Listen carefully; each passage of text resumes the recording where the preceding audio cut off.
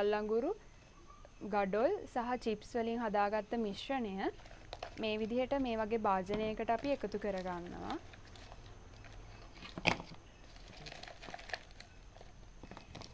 ඊට පස්සේ අපි මේ හදාගත්ත පැලය මේ විදිහට තියාගෙන ඉතිරි මිශ්‍රණයත් එහෙම වටේට එකතු කරගන්නවා.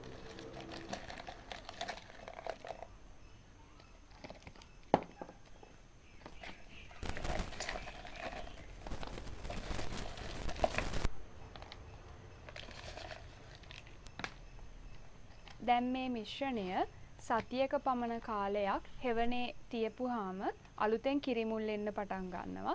ඊට පස්සේ අපිට පුළුවන් මේක බාහිර පරිසරයට මුදා හරින්න. ඒ කියන්නේ මේක ඔයාලට අවශ්‍ය තැනකින් ගෙදර ඇතුලේ එල්ල ගන්න, එහෙම නැත්නම් එළියක එල්ලලා තියන්න, ගහකින් තියන්න, ඒ වගේ ඔයාලට අවශ්‍ය විදිහට අවශ්‍ය තැනකින් තියාගන්න පුළුවන්.